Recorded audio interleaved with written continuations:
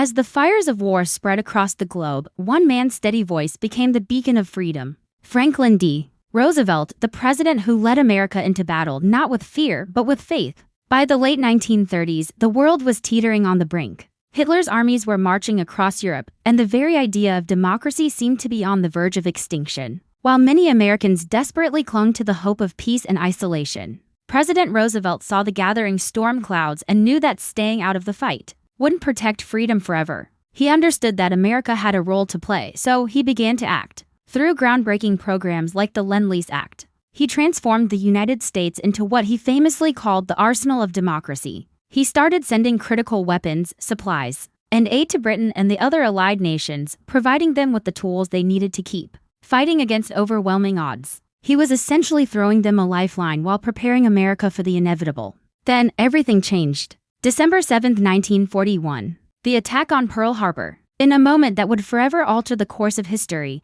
Roosevelt addressed a shocked and grieving nation. His words, a date which will live in infamy, were not just a declaration of war, they were a rallying cry that unified a country. That single speech ignited a spirit of resolve and unity like never before, almost overnight. American life was transformed. Factories that once made cars started churning out tanks and planes. Everyday citizens rallied behind the troops, planting victory gardens, buying war bonds, and doing whatever they could to support the effort. At the center of it all was Roosevelt, the calm and commanding heart of a nation at war. He worked tirelessly, forging a powerful grand alliance with Britain as Winston Churchill and the Soviet Union as Joseph Stalin, an unlikely partnership united by a common enemy. His leadership was the guiding force that navigated the United States through immense challenges, from the bloody beaches of Normandy to the vast expanse of the Pacific Ocean. Even as his own health began to fail him under the immense strain of the war, FDR never lost sight of the future. He championed the creation of a new global organization, the United Nations,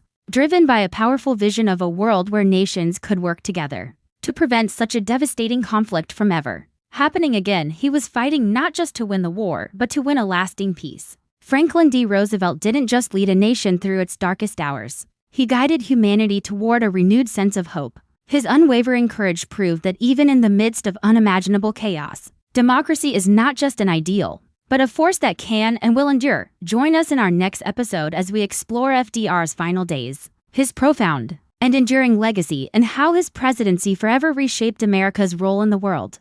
Thanks for watching, and don't forget to subscribe so you don't miss it.